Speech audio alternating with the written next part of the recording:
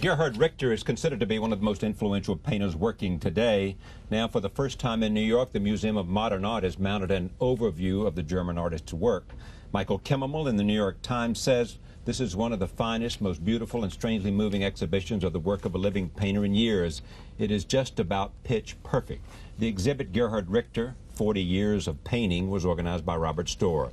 He is Senior Curator of Painting and Sculpture at the Museum of Modern Art. I am pleased to have him on this program. Take a look at this. This is the New York Times piece in which you see Gerhard Richter there. This was a piece written by the aforementioned Michael Kimmelman, the art critic for the New York Times. Welcome. How important is this exhibition, notwithstanding you have a point of view about this? I think it's very important. No, you know what I mean. I mean, give me some real sense of what it means to have Richter with this 40 years of painting on exhibit in New York. I think a retrospective exhibition serves many functions, and it depends a good deal on the moment that it lands and the context in which it happens. In one way, this retrospective, like many others, summarizes the career of a great artist. In this particular instance, it's an artist who is not known to the general public as well as he should be, and I think now is beginning to be. And it is not only a matter of taking stock of what he's done, remarkable paintings by themselves, but that including him now in the chronologies of post-war art means that we're going to have to move the furniture a little according to what we thought was the sort of layout of post-war art. Here's an artist, for example, who made photorealist paintings in 1962. The only other artist of that time making photorealist paintings was Richard Archwager, and neither Richter nor Archwager knew each other. So in the way we talk about photorealist painting as a phenomenon of the mid to late 60s, here suddenly we have an artist who was there much, much earlier and who did things with photo painting that nobody really had taken into full consideration. So the context has to be, you know, a retrospective like this can help put an artist in the context of his time. Yeah. And not just add him to it, but make us rethink what we already think about that context. That's the principal thing. That Americans have a lot of catching up to do with regards to contemporary art made outside of this country. What's the hardest thing when you mount an exhibition like this, assuming you've already done the hard work of the acquisition of what you want to show? Well, the acquisition and the hard part are interconnected. An exhibition, if you were writing a book, you would say, now, look, it's obvious that this is the masterpiece and this is the lesser work, and what we want to do is talk only about masterpieces. But an exhibition is an experience of work, and part of what you're trying to show the members of the general public as well as the specialized, dedicated public is how an artist thinks. In which case, you don't necessarily choose only masterpieces. You sometimes choose revealing smaller works. The other thing is that you can only show so much before people's attention flags. So you have to pace it, and you have to sort of imagine the rooms in which these pictures will be seen. I, for one, use very few labels. I much prefer people to find out by looking rather than to be told by a text or what have you. But in order for that actually to function, you have to sort of bring people in, give them a sense of the pace that they're going to need, phrase the show room by room so that the cumulative knowledge of one room teaches them how to look at the next room. Let me take a look at some of these. First one is slide we'll see. This is called Toilet Paper, 1965. We'll see these not necessarily, mostly in chronological. I'll take a look at this. What am I seeing? If you consider Andy Warhol, for example, who painted soup cans, right? This is an equally banal object. Right. But Andy Warhol's soup cans were bright and shiny and looked like they were fresh off the shelf. Right. This is the roll of toilet paper when it becomes an object of use. It's an object of commercial culture which is in a sense humanized by the actual, again, the use of it, the fact that it's already something of our world. The other thing is that its patheticness is counterbalanced by this beautiful, beautiful aura of light. And so, in one way, it's a kind of a vanitas painting, although it's an anti-vanity object, but it's a vanitas painting about the fragility of the body. I'm going to go through these relatively fast to give the audience a chance to see the variety of them and have you just quickly sort of characterize. The next one is Administrative Building, 1964. That's the look of Germany after the war. That's the new ugly construction that was the beginning of Germany's regeneration. Next one, Mustang Squad, 1964. Those are Allied airplanes flying over Germany. They were the planes that eventually dropped bombs on Dresden, where Gerhard Richter came from. And in this case, you have an artist making images of warplanes who had actually experienced the war firsthand. These are in a sense not abstract images at all. They're quite personal. Uncle Rudy, 1965. This is even more personal. This is Richter's own uncle, but he is in a way representative of the uncles or fathers of many Germans who went cheerfully off to war. In the case of Uncle Rudy, he was killed almost immediately, but he was an eager soldier. And therefore, this is a troubling image to deal with. Horst and his dog, 1965. This is another related picture. This is actually Gerhard Richter's father, who went off to war, was taken prisoner, and came back a broken man. And in this particular picture, he's sort of clowning for the camera, and this is his effort to sort of re-ingratiate himself with a society that doesn't want him. Clouds, 1982. This is an abstract painting which has multiple layers, one of which is actually a picture of clouds, a beautiful sort of photographic painting of clouds. And then on top of it are fragments of a geometric abstraction, and on top of that are fragments of a gestural abstraction. It's a series of 3 different paintings that don't belong together, and yet somehow they cohere. Next one is Gall, 1983. Well, that is, in a sense, the toilet paper the second time around. Exactly. It is a Vanitas painting, truly quoting the Baroque, but it's the same light.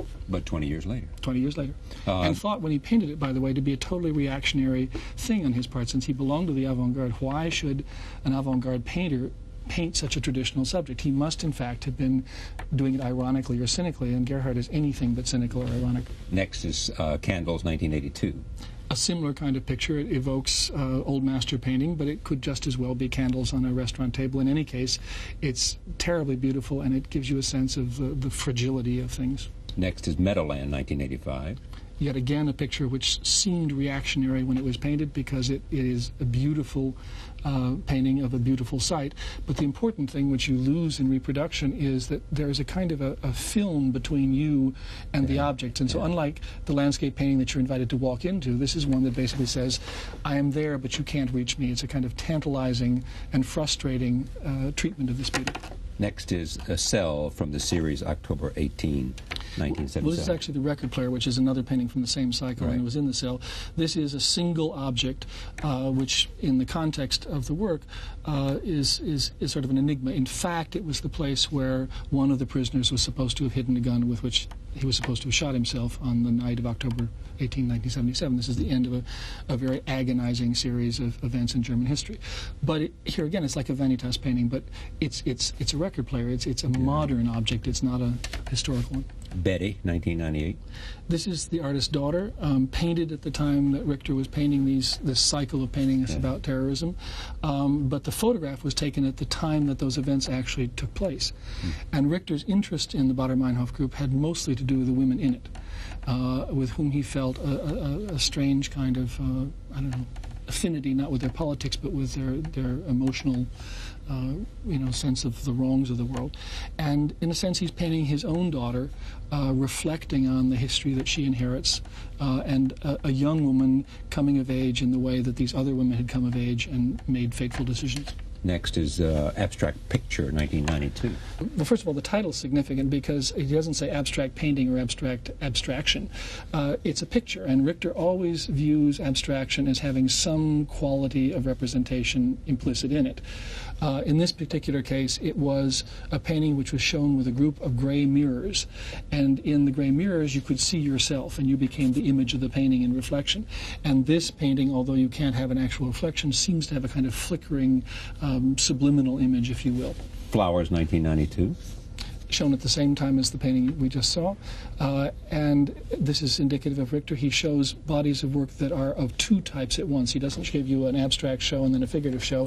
He makes you deal with the irreconcilable differences between 2 conventions of painting. So next to that rather gritty, gestural painting in grays and blacks, you have this absolutely lovely, exquisite, old masterish flower painting. And again, what avant-garde painter would dare to paint flowers in this manner? Nobody. And the next is Self-Portrait, 1996. And this is again, an almost old master's painting, but it's not. If you consider that most of the self-portraits we have historically, the artist looks directly out at you, in part because they were looking at themselves in a mirror to paint it, and in part because they wish to establish this sort of one-to-one dialogue through the eyes and the expression. Here, Richter is not looking in a mirror. It's actually a photograph he's done it. So he's introducing a disconnect between himself and the image and between you and the image. Some people have characterized him as a cynic. he is absolutely not a cynic. He has a very skeptical mind. He has had a very, very rough life. And he has grown up among the most troubled times one can imagine, and in one of the most troubled countries one can imagine.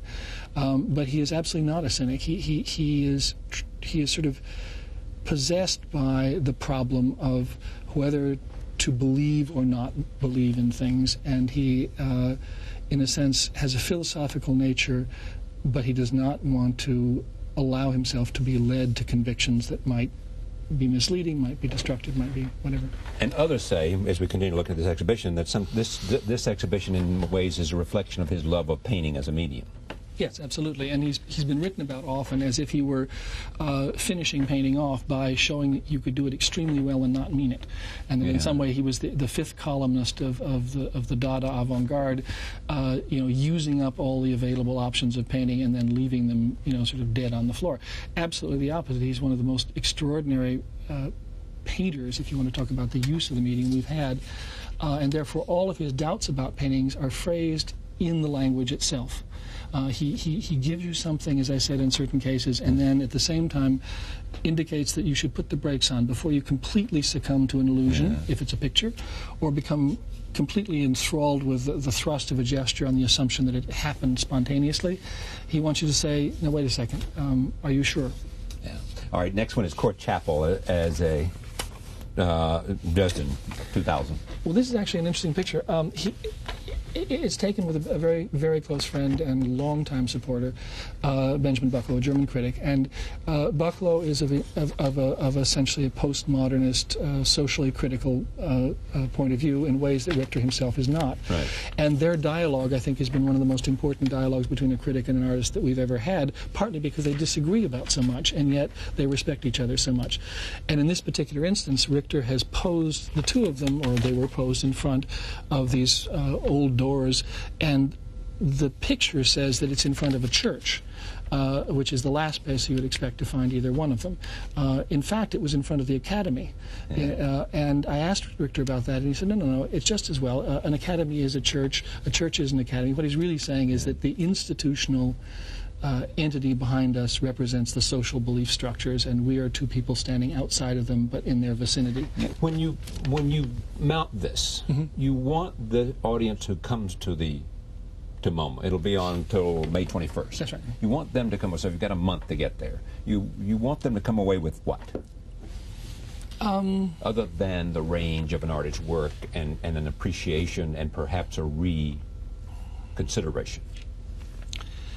I want them to come away less sure of what they know about art than when they went in, but not mistrusting the artist. Does that happen to a curator? He comes in less sure about art than he went in. It happens to me all the time. And in a sense, one of the motives for doing exhibitions and working with an artist is to work through the problems you have with somebody who has gotten your attention, but who has not, in a sense, settled in your mind. Great to see you. Thank you. Thank you for coming. Gerhard Richter is at the Museum of Modern Art until May 21st. Thank you for joining us. We'll see you next time. Thank you so much. No, that was great. You could